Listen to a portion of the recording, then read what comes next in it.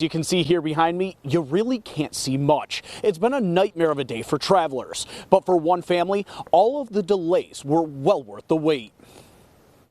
We just couldn't really see at all, so that was pretty rough. Blinding lights on nearly invisible roadways, leading to treacherous travel for those like Kelly Farwell, traveling from the Cape to pick up her parents tonight at TF Green, calling the trip a terror. It was an intense process, that's for sure. My mother and father were flying in from Fort Myers, and they were supposed to be here about an hour and a half ago. Dense fog leading to several delays, diversions, and cancellations at the airport. One of the lucky planes to land today, visible in the Rhode Island sky for just a matter of moments, before vanishing in a blink of an eye. I don't know what I'm doing right now. I'm just waiting around, hoping someone will text me back. Rachel's over there. But one story from TF Green tonight was merry and bright. Mickey Layton and Griffin Ryan excited to surprise their friends, sign in hand. I think they're going to come down and they're gonna notice us, and I think they're going to be really surprised and have shock on their faces. Why are we on video? Oh, you're going on the news. Layton has been friends with Rachel's mother for over 50 years, and after a 3.5-hour layover in Baltimore, the families will be waking up early Wednesday morning, bringing a smile to the faces of those less fortunate this holiday season. We did the cookies today, so we did 50 bags of cookies with multiple cookies in them, and their part of it is to make peanut butter and jelly sandwiches. So tomorrow they're going to be making, once they wake up after this long trip, making a bunch of peanut butter and jelly sandwiches and then delivering them to the homeless shelter. And right now you're actually looking at a spotlight here at TF Green Airport that shows you just how bad the visibility is at this hour. And at this hour there are still flights being diverted and canceled altogether, while others have been able to land. Reporting live in Warwick, Matt Paddock, 12 News. For months now, liquor stores in 2 local communities have been the victim of targeted thefts, having thousands of dollars of merchandise stolen. Thanks for joining us. I'm Kim Kalunian. And I'm Kayla Fish. After a coordinated investigation between Warwick and East Greenwich police and local retailers, police arrested this man, 38-year-old Kyrone Williams. 12 News reporter Matt Paddock spoke with one of those impacted businesses who shared video of the arrest that you'll see only on 12 News. Matt? Since June, the Savory Grape says they've been victimized by Kyrone Williams. But last night, they got some justice after he was arrested right here behind me after attempting to steal more than $2,000 worth of product from Hexton's Liquor. I think 2 big bottles of these, one of the Reposado as well. A taste for the finer things and a life of luxury. He stole probably cumulatively over $4,000 worth of product. It all started in June when founder of Savory Grape, Jessica Granatiero, noticed hundreds of dollars of missing alcohol. We're very diligent about our inventory management control. We look hour by hour and minute by minute at the surveillance footage to see where we can pinpoint and find that the products were taken. That surveillance unveiling a common theme. This man, 38-year-old Kyrone Williams. We're able to see him come right over actually into this area where we are, put items in his basket, put them in his duffel bag, and then walk right out the store. So right now at this time, he's probably having $2,200 worth of stuff in his cart. And now he's watching the front slowly. Williams' movements calculated, waiting for the perfect time to strike. There he's watching and now finds a moment and he literally walks away. A team effort would bring down the thief after trying to steal over $2,000 of product from Hexton's Liquors on Bald Hill Road. Colleen Hexton calling Granatiero Wednesday, warning their store had once again been hit. I immediately called the East Greenwich police to let them know that the suspect was down the road in Warwick and that's a possibility he might come to our store. And like clockwork, he knows what exactly he's doing. He walks in right here. Surveillance shows Williams leaving the Savory Grape as police chase the suspect, capturing his arrest on camera.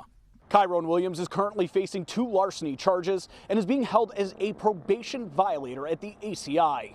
Reporting from East Greenwich, Matt Paddock, 12 News. Now to some breaking news out of Maine, where the Democratic Secretary of State has removed former President Donald Trump from the state's presidential primary ballot. Thanks for joining us. I'm Kim Kalunian. And I'm Kayla Fish. The Secretary of State is citing the Constitution's so-called insurrection clause.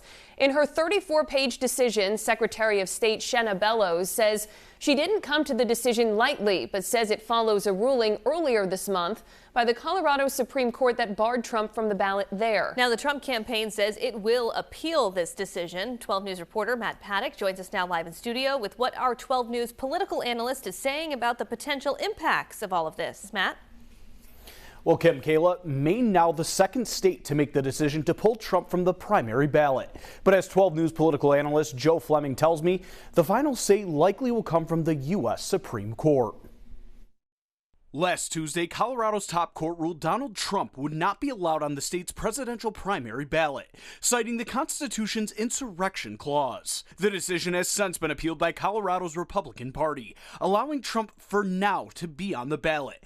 But that could change. So I would guess in the end, this is going to end up in the U.S. Supreme Court. They will make the final decision on this question. 12 News political analyst Joe Fleming weighing in on Colorado, and now Maine's decision to bar Trump from the ballot. On Thursday, Maine's Democratic Secretary of State Shenna Bellows became the first elected official to take action unilaterally to remove him. I think this is just Maine being Maine. Keep this in mind, it was the Secretary of State who made this decision, not a group of people, not the courts, and the Secretary of State of Maine is a Democrat. So there's no question in my mind this will be appealed to the state courts in Maine, and we have to see what the state court says. Maine has just 4 electoral votes, but it's unique in that it splits them. In 2020, Trump won one of the electors. Fleming says in a tight election, this could have implications. In a very close election, it could make a difference because the one district in Maine usually votes Democrat, the other one is more of an independent district, and again, in a real tight election, that can make a difference. Fleming adding it doesn't end here. So there's a number of other states where this case is pending to see if any of those states say the same thing, that he should not be on the ballot, or if they all say, yes, he should be on the ballot. Last month, a federal judge in Rhode Island tossed a similar lawsuit that would have barred him from the race, meaning Donald Trump will be on the ballot in our presidential primary. Live in studio, Matt Paddock, 12 News. But first at 6, we're tracking that breaking news out of Woonsocket, where police say a person was stabbed. The suspect then leading police on a chase before he was arrested. Our Matt Paddock joins us live now from the scene. Matt, what can you tell us? Well, Kayla, Kim, it is still very much an active scene here in Woonsocket after a stabbing led to a police pursuit which ended right here behind me. That is the suspect's vehicle rolled over, and police tell us they pulled that suspect from the windshield. Police tape and flashing lights at the intersection of Providence and Blue Street in Woonsocket. That vehicle fled the scene. A lengthy pursuit ensued. It all started at a job lot at Park Square. The suspect stabbing a victim, then leading police on a pursuit through several parts of the state. The person that was fleeing fled the stop sign here on North Blue Street and was struck by a vehicle that was inbound here on Providence Street. That crash sending 2 sisters to Hasbro Hospital for what police believe are non-life-threatening injuries. The suspect vehicle came to rest, as you can see behind me. He had to be extricated from the vehicle. He's got some injuries. The suspect taken to Rhode Island Hospital. Chief Thomas Oates says it's still in the early stages of the investigation, but that the suspect will likely face several charges. It's too early to tell, but I mean, you're talking a felony assault up on Park Square. You're talking numerous traffic violations, including reckless and eluding, and potentially more serious violations. At one point, one of my cruisers was struck by him, so I don't know the details on that. The victim of the stabbing expected to recover as police begin their investigation into the relationship between the suspect and victim. Going on to say police believe they've recovered the weapon involved from the initial scene. I have no details as what the relationship between the victim and the stabber were, or what they have for prior history, or what the cause was for the disturbance up there at Park Square. Police are not releasing the identity of the victims or suspect at this time, as this is still an active investigation. Reporting live in Woonsocket, Matt Paddock, 12 News. We start tonight at 10:30 with that breaking news out of Fairhaven. 12 News has confirmed former New Bedford Fire Chief Paul Coderre was killed in a shooting tonight. His death confirmed by the New Bedford Mayor John Mitchell's office. Let's get right to 12 News reporter Matt Paddock, who's live in Fairhaven with the latest on this developing story. Matt?